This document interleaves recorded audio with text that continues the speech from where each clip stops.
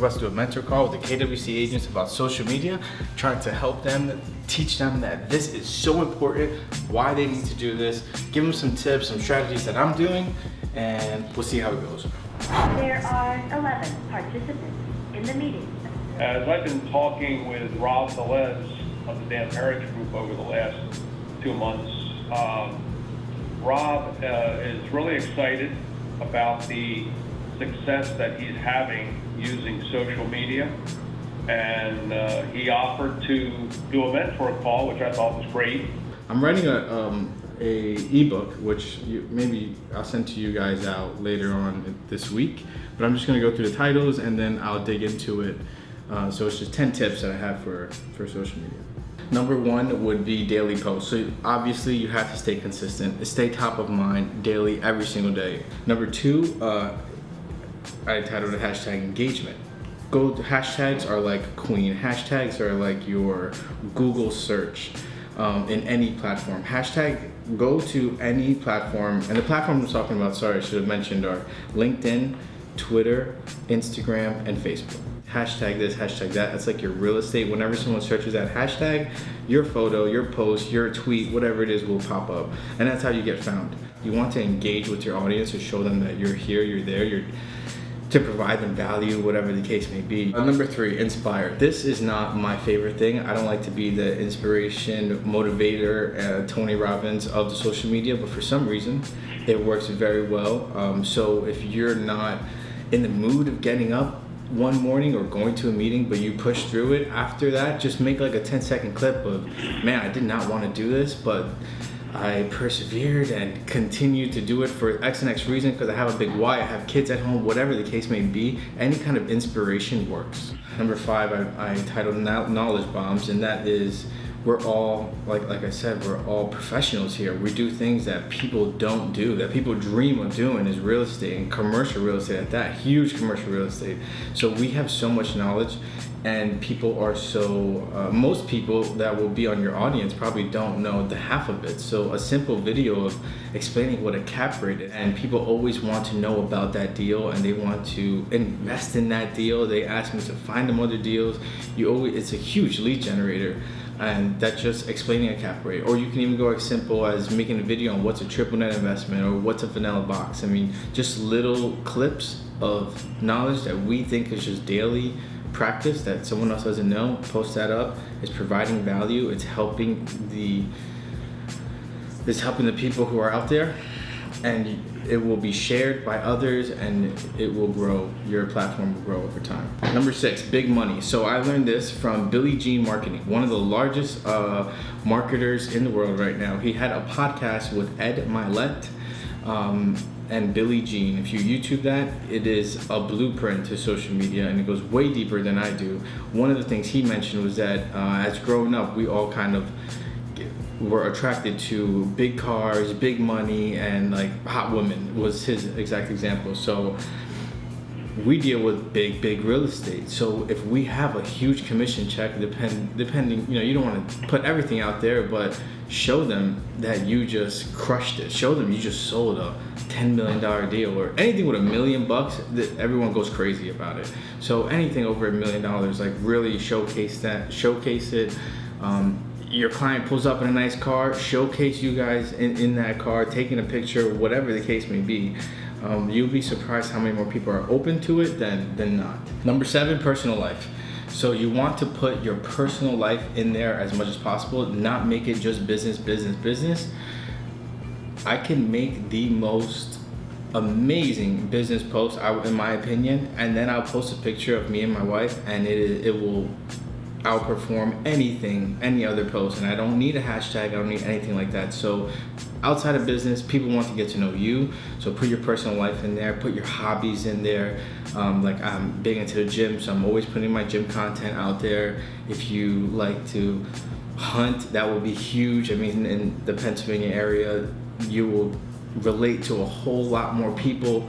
You like guns, I mean, you like skateboarding, anything that will make you relatable to other people outside of business, then you will like be friends with them. They would befriend you without even knowing them. It's a little crazy. You see these people on the street and it's like they know you Number 8, this one is huge. Should be probably number 1. Failures and daily struggles. So they want to relate with the person that they're seeing on the other side, who is, we have very, I would say, I guess, glamorous to the outside point of view, a very glamorous job. But if we show them the deals that fall apart every single day, the deals that fall apart, the struggles that we go through every single day to lease out a space, to sell a property for a client, if we show them those daily struggles, that goes such a long way. People call me to say, wow, I love that post because you said, you know, you got your ass chewed out, but then you're still figuring out how to mend the relationship and make it better to sell the property, yada, yada, yada. Show your daily struggles, and those also perform very, very well. Number 9, professional quality. So you want to hire an intern, hire a vlogger. I literally pay $1,200 a month, and I have someone follow me around for most of one day a week, shoots one long form of content, chops that into one 10-minute video, cuts that for YouTube, which is my weekly vlog, and I chop that 10-minute video into different segments to then have posts for the rest of the week for LinkedIn and Instagram and Facebook, which are just then one to 2 minute clips. So I'll take one day, just a few hours of shooting, and then create my 7 pieces of content for the week. So it's not so time consuming. I have it scheduled, I have it ready to go. I have one day that I focus on it, a few hours of a day that I focus on it, and then we just post it out for the rest of the week. Professional photos is great. If you have a professional photo over an iPhone photo, it's going to perform a whole lot better, and I think it's very inexpensive. Number 10, collaborations. So you want to collaborate with everyone and anyone within the industry, within your area. You take someone's post and then you share it to your page. They see you shared their page, now they might follow you because they see you're in the same industry, and their followers will then follow you. You try to get on each other's platforms as much as possible, so then their platform sees you, your platform, and just intermingling platforms, and that's how your brand grows. Did you jump right into commercial without going through residential? Yes, I did. Okay, so here's someone who's 24, never did real estate sales, went right into commercial. I want to give you everybody on here a perspective of Rob's background. And before you got into real estate, what were you doing? I was slinging boxes at the Walmart distribution center. So I would really suggest, don't just do real estate. Definitely put your whole brand out there. You are the brand.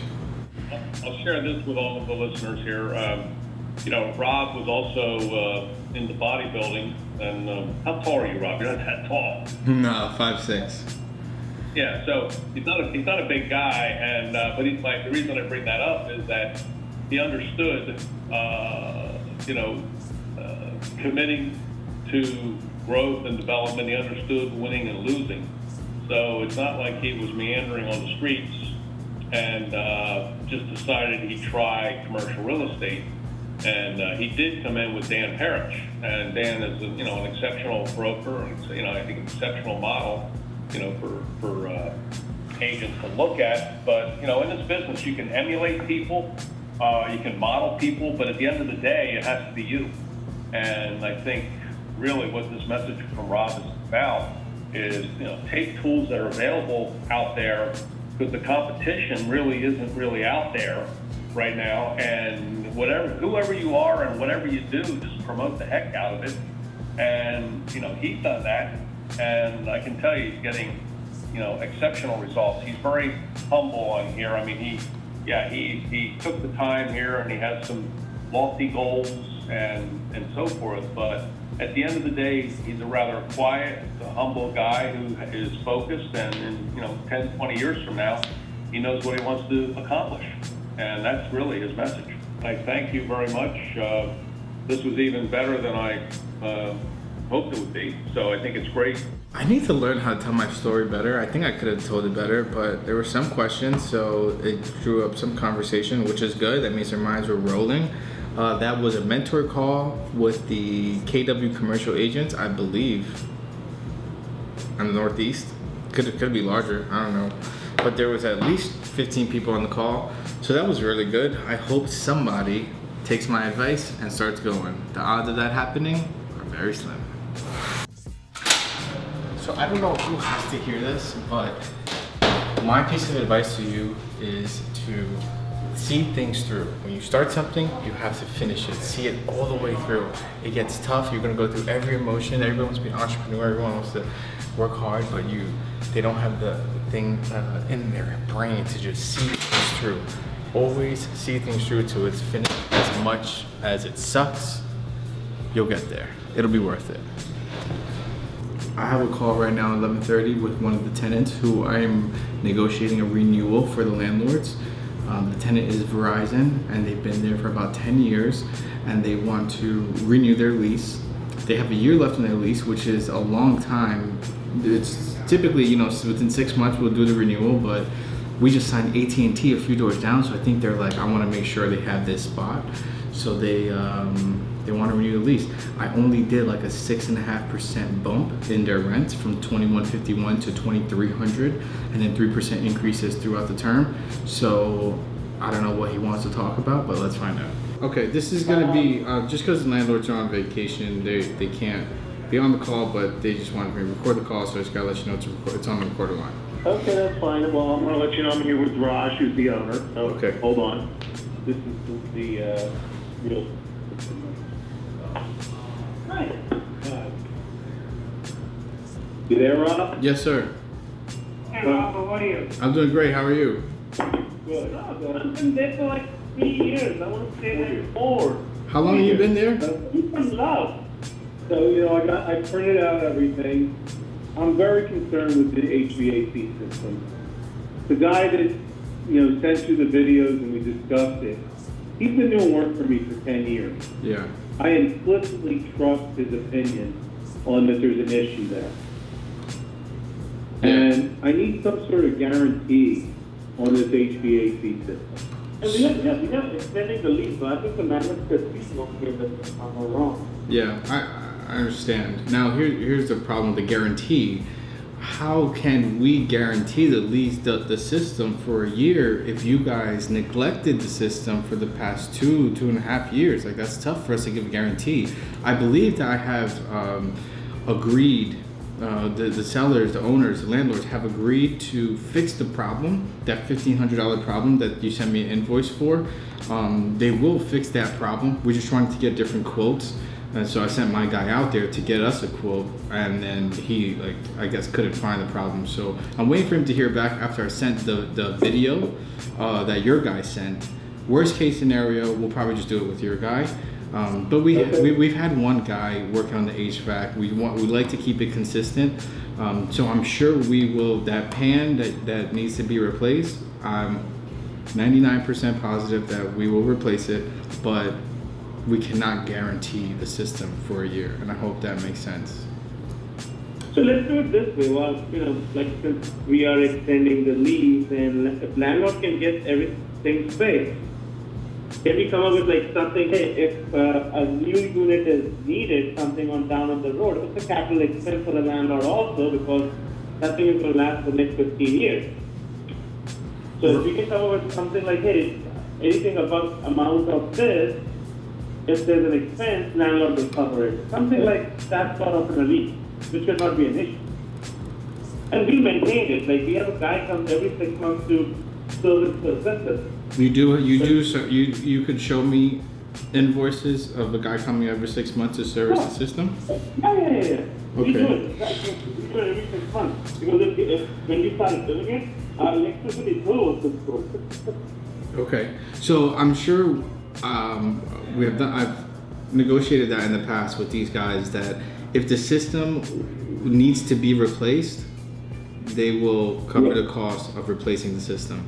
But any other maintenance and repairs that need to be made is on the tenant. We'll take care of any maintenance repairs, but if it's deemed that it needs to be replaced, it's on the owner. We like our own store. That's how we do it. I'm sure when you walk into a store, it looks beautiful, right? Yeah, it looks amazing. I mean, we own properties where we have our stores. We maintain them the same way. We Right. just invested another $10,000 in marketing to get that. I saw you did a great job, and you guys are doing the outside too, right? The new signs are going up today. Okay, great. And are you doing a new awning? No, there's no awning now. Oh, okay. Okay.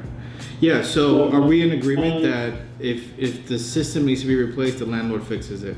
We will take care of this problem right now. Prepared it the way it is now, then we're good.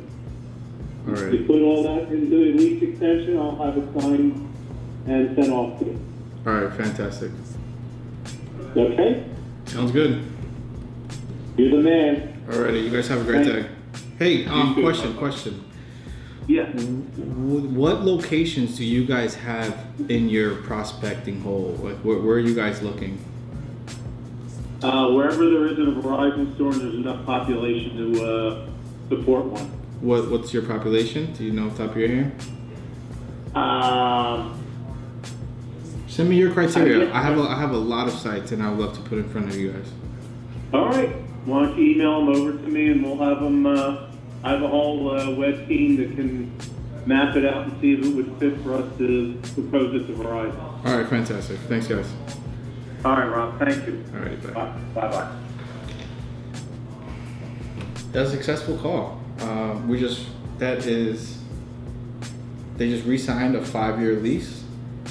Now we just have to take care of the HVAC, which I know the landlords have approved before, so they'll approve that. And they approved the $1,500 fix. I mean, these guys have been there for 10 years. They're about to sign another 5 with 2 more 5-year options. So basically signing a 15-year deal. And all we have to do is replace an HVAC if it ever goes out. That only happens once every 10 to 15 years.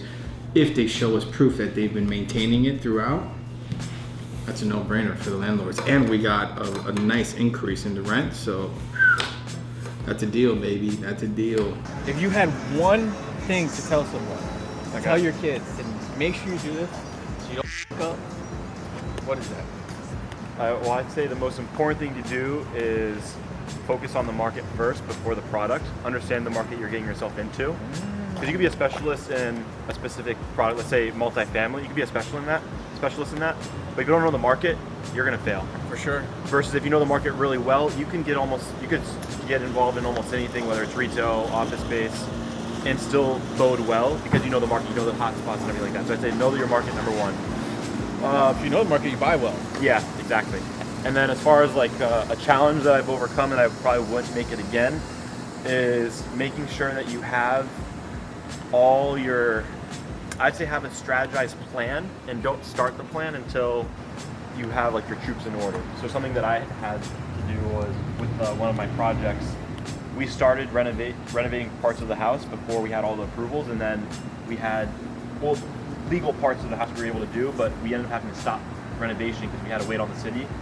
And sometimes they delay the project months on end, and you already started, and it's like, it's better to have everything set up beforehand and then just hit the ground running, get all the approvals firsthand, and then hit the ground running versus trying to do some things here, some things there. It's just a whole shit show that way.